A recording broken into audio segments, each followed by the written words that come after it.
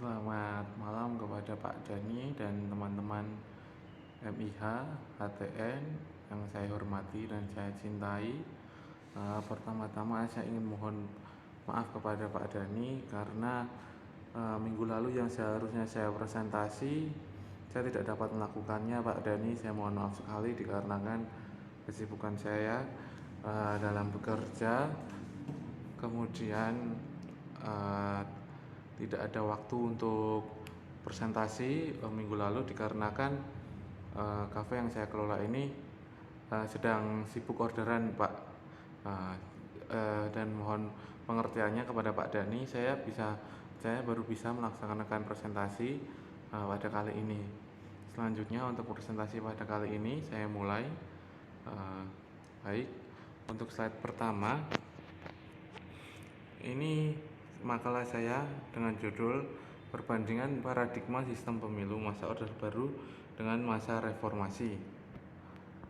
Kemudian latar belakang, jadi saya membuat makalah ini dilatar belakangi oleh peristiwa berhentinya Soeharto, Presiden Republik Indonesia pada tanggal 21 Mei, yang mana itu menunjukkan berakhirnya era Orde Baru dan dimulainya Orde Baru dan dimulainya era baru, yaitu era reformasi. Jadi setelah adanya kejadian tersebut pada tahun 1999, Indonesia terus berkembang dalam menunjukkan pemilihan umumnya, dalam menunjukkan demokratisasinya. Jadi saya ingin membahas tentang perbedaan paradigma yang yang dalam masyarakat terkait dengan pemilu pada tahun 98 dengan setelahnya. Paradigma sendiri itu adalah sesuatu buah pokok pikiran atau sesuatu pengertian yang diikuti oleh orang lain, seperti itu. Kemudian untuk slide selanjutnya, baik, ini untuk rumusan masalah pada pada makalah ini, yaitu ada dua, yaitu yang pertama, apa perbedaan sistem pemilu pada masa Orde Baru dengan masa reformasi. Yang kedua, sistem pemilu manakah yang cocok diterapkan di negara kesatuan Republik Indonesia, seperti itu.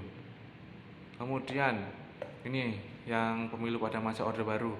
Jadi pemilu pada masa Orde Baru itu menggunakan sistem perwakilan berimbang dengan daftar tertutup. Yang dimaksud dengan sistem perwakilan berimbang dengan daftar tertutup adalah dalam sistem ini masyarakat memilih partai bukan calon.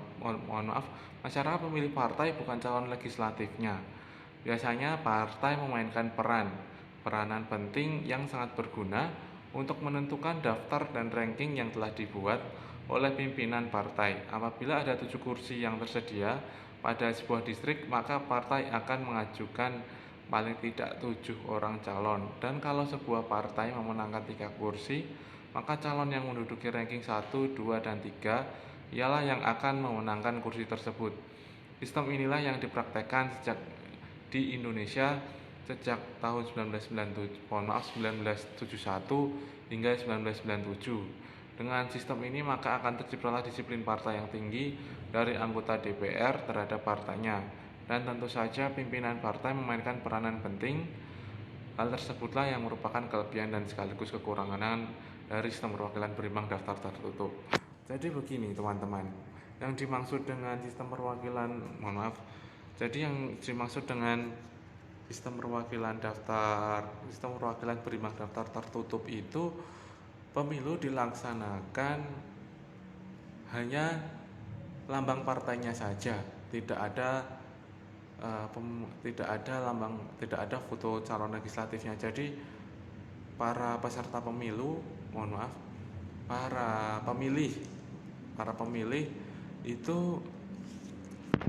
hanya mencoblos ataupun mencontreng ataupun memilih gambar partainya saja. Jadi partai yang mendapatkan suara paling banyak, disitulah partai yang mendapatkan suara tertinggi. Di sini tentunya saja ketua umum sangat diuntungkan, karena partai dari ketua umum tersebut pasti mencalonkan dirinya sendiri untuk menjadi calon legislatif ataupun menjadi presiden seperti itu. Oleh karena itu pada pemilu seperti ini sangat-sangatlah rawan untuk dimanipulasi datanya, sehingga data yang ada itu tidak valid dan tentunya ini menimbulkan polemik-polemik di masyarakat dan tidak terciptanya demokratisasi. Contohnya saja ketika pemilu pada tahun 1991 seperti itu ya teman-teman. Itu ketika pada era Pak Soeharto, para PNS itu wajib memilih Golkar. Jika tidak memilih Golkar, maka akan dicopot. Seperti itu ya teman-teman. Baik, kemudian lanjutnya pemilu pada masa reformasi. Pemilu pada masa reformasi ini dimulai pada tahun 1999 yang masih mewarisi sistem pemilu, tetapi ada perbaruan dalam sistem pemilunya. Jadi pada era pertama 1999, kemudian pada era keduanya pada tahun 2004 itu yang digunakan adalah sistem perwakilan berimbang dengan daftar terbuka. Jadi yang dimaksud dengan sistem perwakilan berimbang dengan daftar terbuka, yakni melalui sistem ini para pemilih tidak hanya memilih partai tetapi juga memilih calon yang dikehendaki.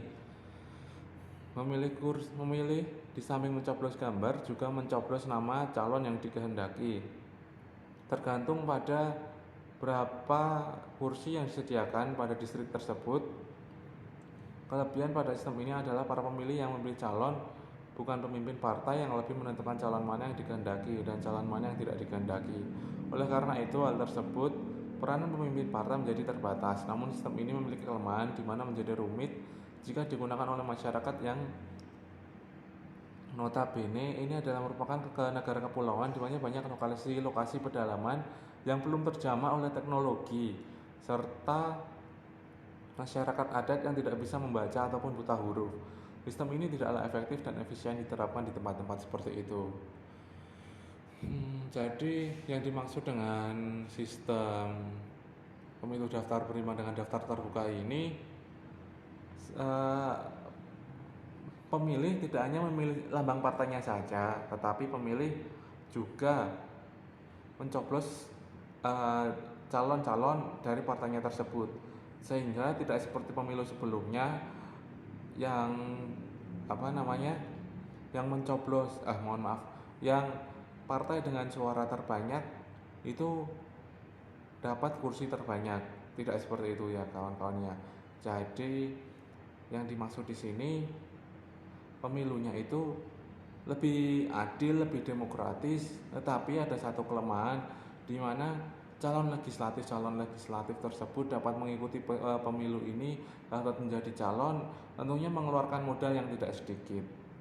Itu juga tentunya modalnya banyak dan tentunya mungkin di dunianya itu bisa dilakukan dengan cara KKN.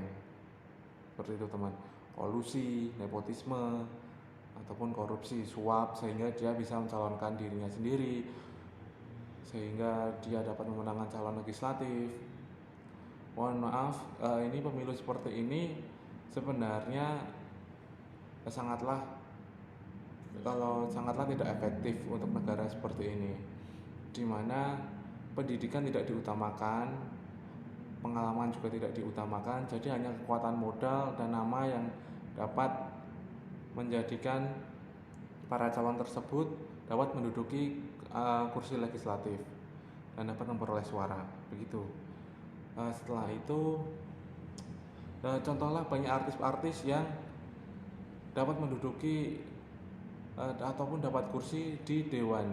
Sebenarnya hal-hal seperti itu tidaklah kompeten untuk mereka. Tidaklah kompeten untuk seorang entertainer menduduki sebuah jabatan yang menyangkut hajat seluruh rakyat Indonesia, di mana kebijakan-kebijakan yang mereka ambil tentunya tidaklah bijak dan tidaklah berdasarkan teori-teori ataupun dasar-dasar hukum ataupun keadilan-keadilan, sehingga mereka hanya mementingkan diri sendiri dan mereka cenderung untuk egois, teman-teman ya. Begitu. Kemudian lanjut.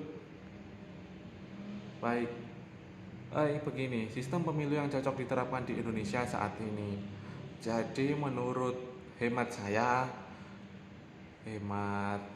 seorang penulis yang waktu itu menulis makalah ini, jadi pemilu yang cocok diterapkan di Indonesia adalah sistem perwakilan berimbang dengan daftar terbuka terbatas. Kata terbatas dalam sistem pemilu tersebut dikarenakan agar jumlah partai politik yang berhak mengikuti proses pemilu dibatasi, sehingga KPU tidak sulit untuk menentukan partai politik yang berhak untuk mengikuti pemilu dan masyarakat Indonesia tidak terlalu bingung dengan banyaknya partai politik dan jalan mereka masing-masing, serta menghemat biaya produksi efisien untuk diterapkan di negara Indonesia, mengingat Indonesia merupakan negara kepulauan.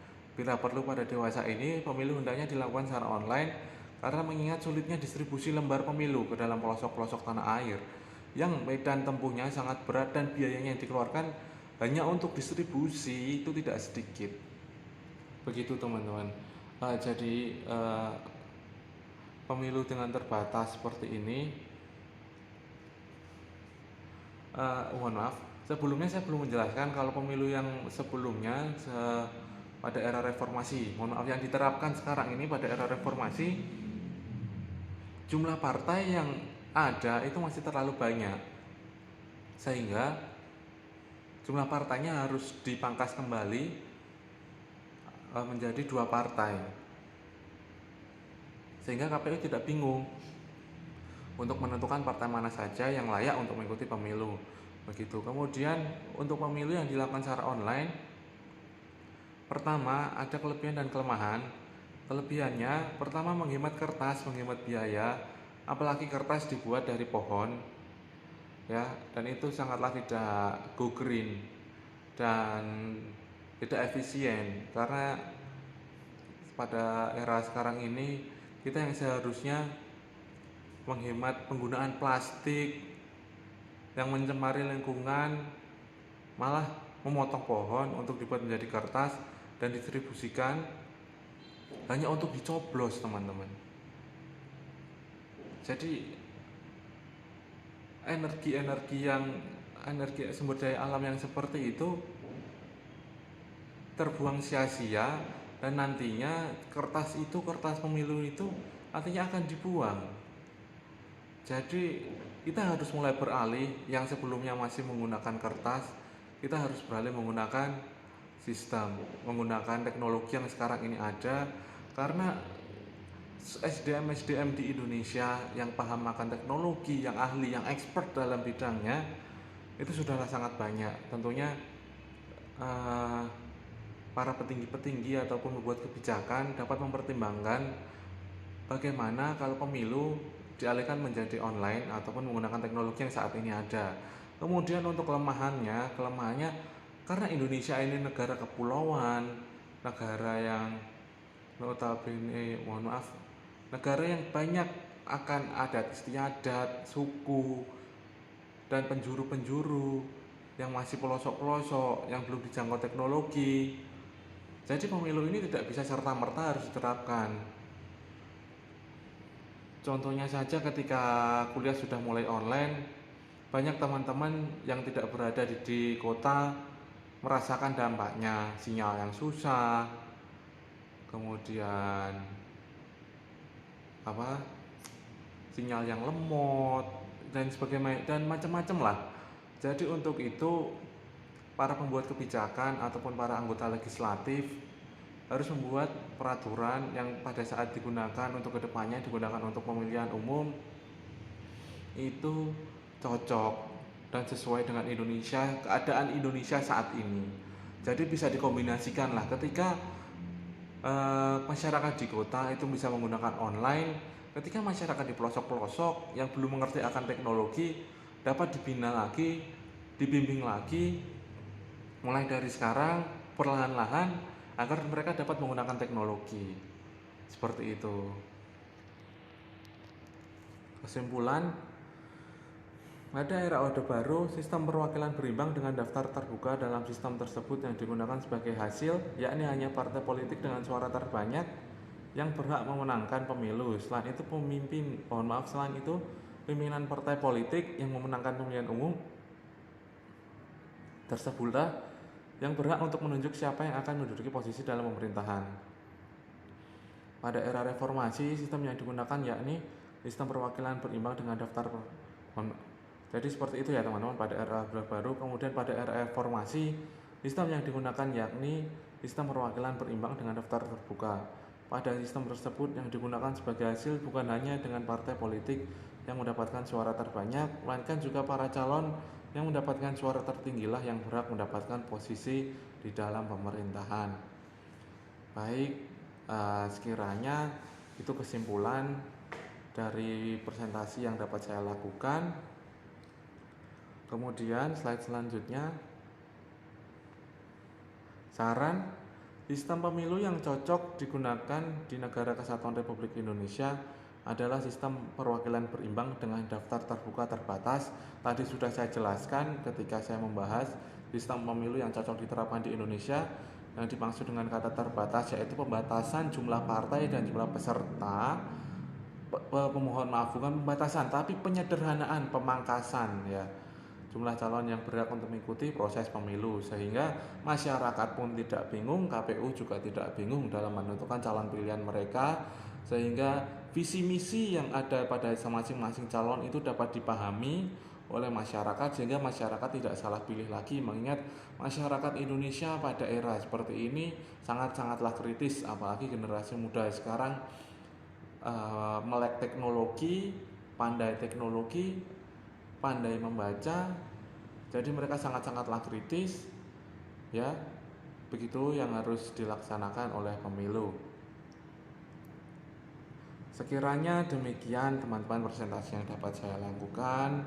Sekali lagi saya mohon maaf karena pada minggu lalu saya tidak bisa saya tidak bisa presentasi karena kesibukan saya dalam bekerja, karena kemarin pada minggu lalu saya orderan sangat banyak, ada reservasi untuk meeting dan saya tidak sempat untuk presentasi. Begitu ya teman-teman. Mohon maaf sekali kepada Pak Dhani dan mohon pengertiannya. Terima kasih Pak Dhani, terima kasih teman-teman. Dan sampai jumpa.